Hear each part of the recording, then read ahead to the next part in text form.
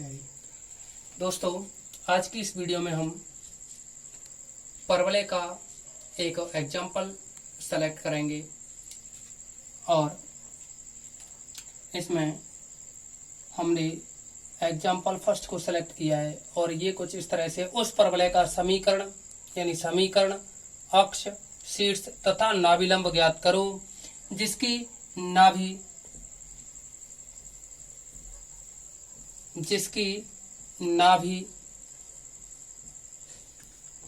0 0 तथा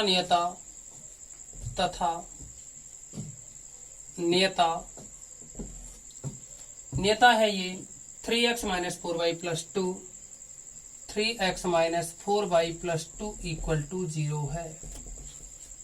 तो समझेंगे इसमें आप लोग। देखिए, अगर आप लोगों ने पिछली वीडियो देखी होंगी तो आपको परवलय के बारे में पूरी नॉलेज हो जानी चाहिए। यहां हमें क्वेश्चन को रटना नहीं होता है, इसकी ज्योमेट्री समझनी होती है। तो देखिए, सबसे पहले परवलय का समीकरण ज्ञात करना है हमें। तो दोस्तों, आप देखेंगे परवलय की जो नाभि है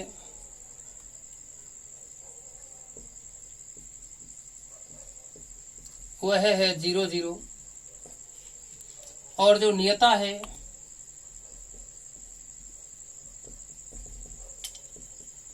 वह है 3x - 4y + 2 = 0। आप देखेंगे हम यहाँ कोई भी नॉर्मली परवलय बना लेते हैं। हमें नहीं पता है क्या अक्ष होगी क्या नहीं होगी, लेकिन ये जरूर पता है हमें कि जो नाभि है वह 0 0 है। तो देखिए, मैं इस डायग्राम को भी नहीं बना रहा। आप देखेंगे कि परवलय की नाभि तो है ये 0 0 यानी मूल बिंदु O। अगर नाभि O है और नियता दे रखी है आप लोगों के लिए 3x - 4y + 2 यानी ये समीकरण नंबर 1, यह क्या है? नियता है। ये जो LM है, नियता LM। अब देखिए, परवलय की डेफिनेशन में क्या होता है? एक चर बिंदु P x y, इस बिंदु P का बिंदुपथ ही परवलय होता है। तो हम क्या करेंगे, अगर P से O को मिलाएं और P से इस नियता पर लंब डालें तो यह दूरी बराबर होनी चाहिए, यानी दूरी OP PM दूरी के इक्वल होनी चाहिए। तो आपसे सबसे पहले इसमें परवलय का समीकरण पूछा है। क्वेश्चन थोड़ा बड़ा है क्योंकि इसमें समीकरण, अक्ष, शीर्ष, नाभिलंब ये 4 पॉइंट पूछे हैं। तो देखिए, तब परवलय की परिभाषा से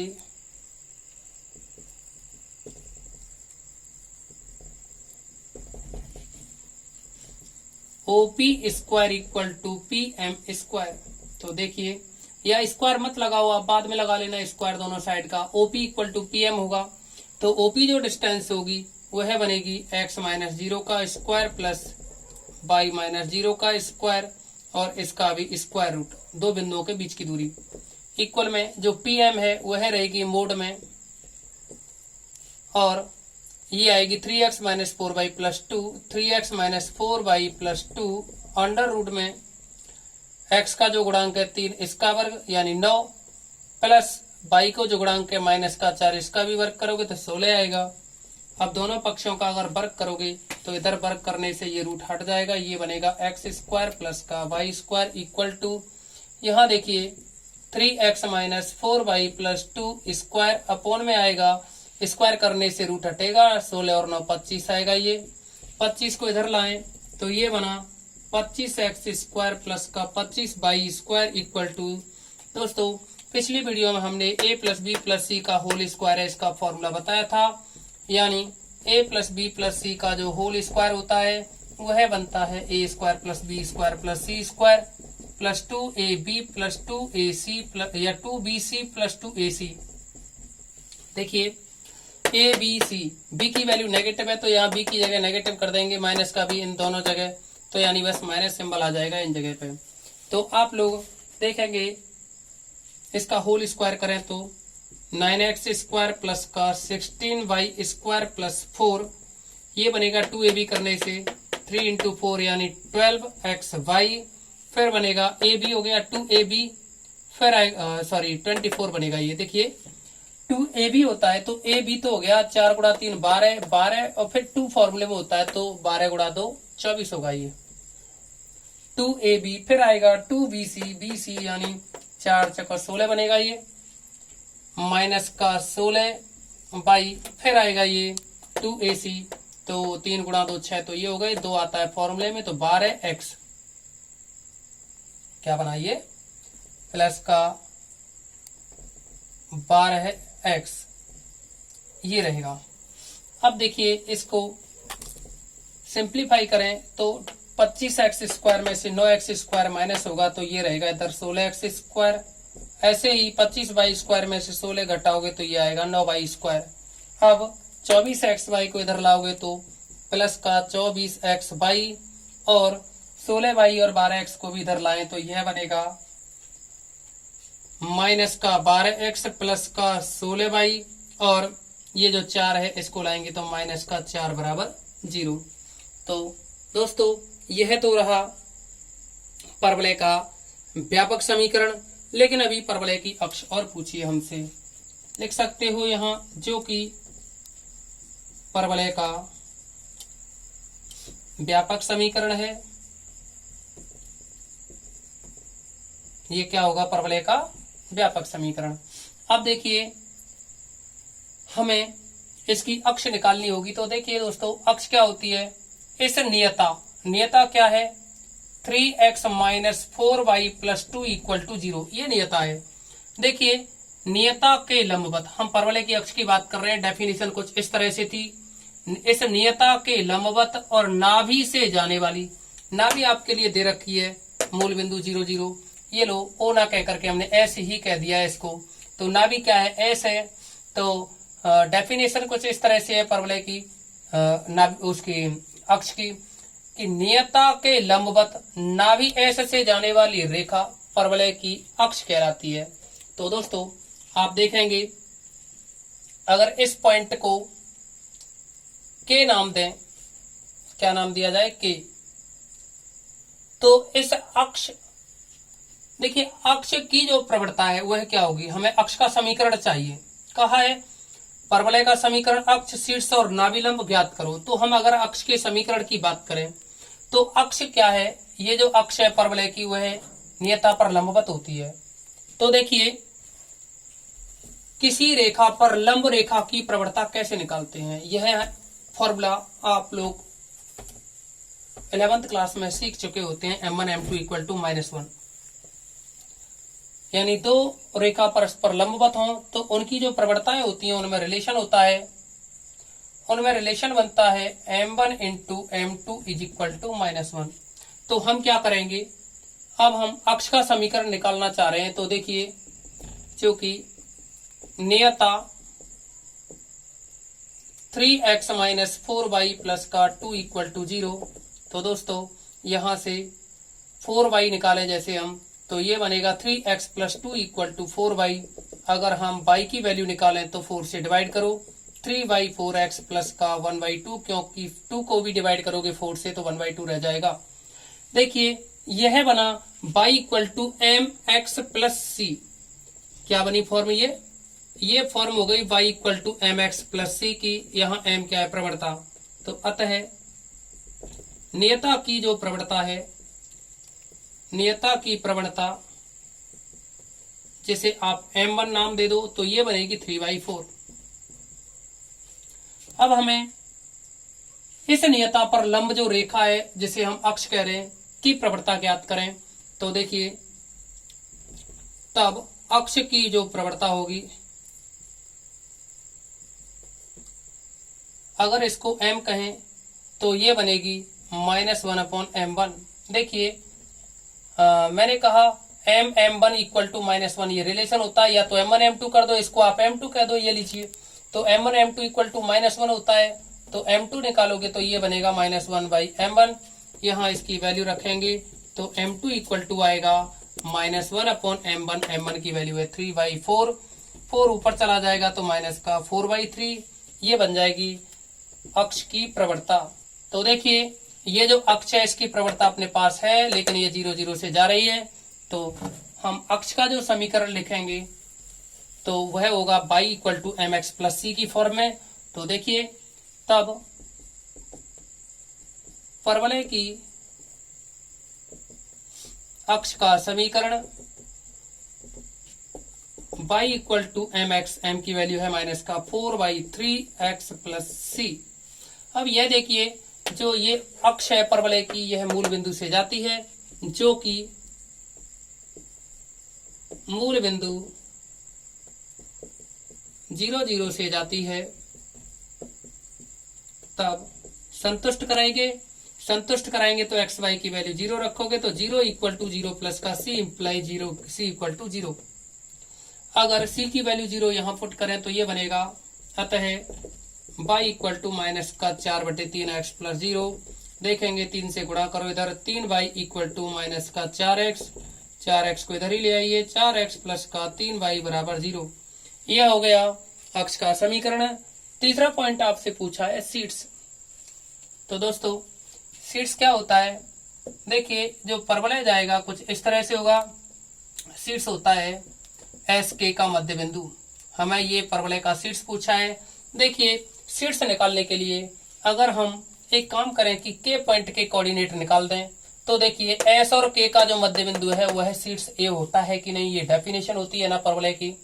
तो हम क्या करेंगे, जो के पॉइंट है इसके कोऑर्डिनेट निकालने के लिए देखिए अक्ष और ये जो नियता है दोनों का प्रतिच्छेद बिंदु ही तो के है।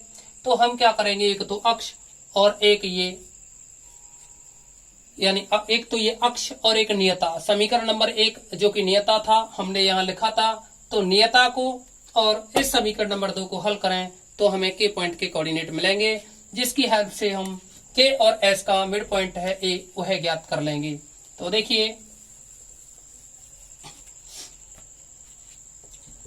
समीकरण 1 व 2 से,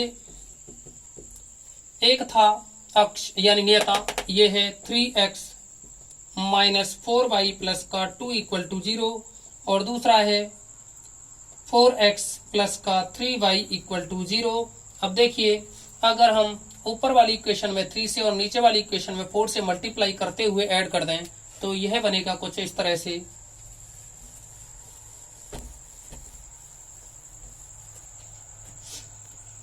देखिए 3 इंटू 3 9x और ये बनेगा 16, यानी 9 और 16 जोड़ेंगे 25x होगा। This implies 25x। और देखिए 3 इंटू 4 12 होगा, 4 इंटू 3 12 होगा, कैंसिल होंगे, और यहाँ 3 इंटू 2 6 प्लस का 6 equal to 0 implies x equal to minus 6/25।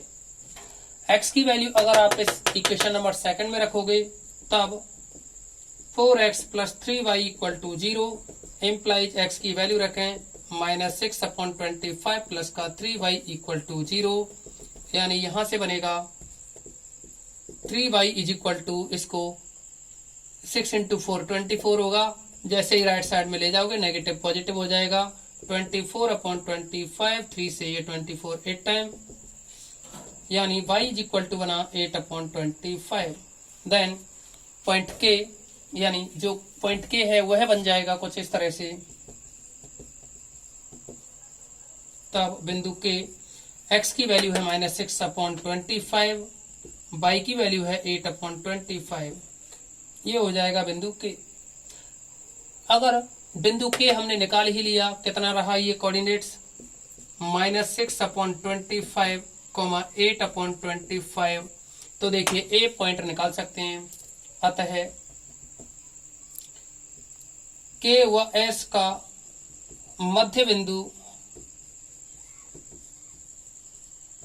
देखिए आपको पता होगा, वैसे तो ये फॉर्मूला 10th क्लास में भी होता है, x1 plus x2/2, y1 plus y2/2।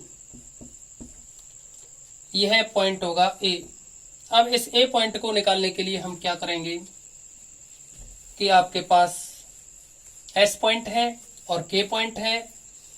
अब दोनों को जोड़ना है और 2 से भाग लगाना है, यानी यह बनेगा दिस इम्प्लाइज, यानी बिंदु ए, और यह आएगा x1 प्लस x2 यानी minus 6/25 plus 0, -6/25 plus 0/2 comma y1 plus y2 यानी 8/25 प्लस 0/2 यह आया इक्वल में a -6/25 में 2 से डिवाइड करोगे तो देखो 25 2 के साथ होगा, नीचे होगा 50 यानी 6/25 होगा माइनस का। 6/25 तो 2 से सॉरी 50, 25 गुणा 2 50 हो जाएगा ना, तो 2 से 6 में भाग लगा दो तो 3 बार जाएगा -3/25। ऐसे यहाँ 2 से 8 में लगेगा तो 4 बार जाएगा 4/25। तो यह दोस्तों यानी सीट्स रहा। अब देखिए नाभिलंब और ज्ञात करवाया है, एक और क्या निकालना है हमें इसमें, नाभिलंब। परवलय का सीट्स हमने निकाल ही दिया। अब जो नाभिलंब है उसके बारे में और चर्चा करेंगे। तो देखिए यहाँ जो हमें नाभिलंब निकालना है तो दो बातें हैं। इसने ये स्पष्ट नहीं किया कि नाभिलंब की लंबाई निकालनी है या नाभिलंब का समीकरण निकालना है अब तक, क्योंकि हम समीकरण की ही बात करते हुए आए हैं तो हम यहाँ नाभिलंब का समीकरण ही निकालेंगे। तो देखिए जो नाभिलंब का समीकरण है वह है नियता के लंबवत होगा। नाभिलंब क्या होगा, इस नियता के लंबवत होता है। तो देखिए नाभि से जाता है और नियता के देखिए नाभिलंब क्या होता है, अक्ष के लंबवत होता है लेकिन नियता के समांतर होता है।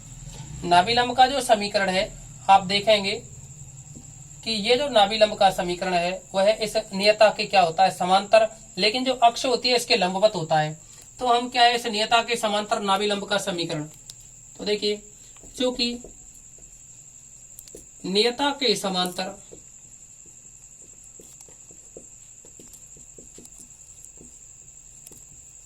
नाभिलंब का समीकरण, देखिए जब कोई भी दो लाइन समांतर होती है ना तो इन दोनों लाइनों में केवल कांस्टेंट का डिफरेंस होता है। अपना कहने का मतलब ये है कि ये जो 3x - 4y + 2 है ये 2 ना होकर के कोई कांस्टेंट होगा।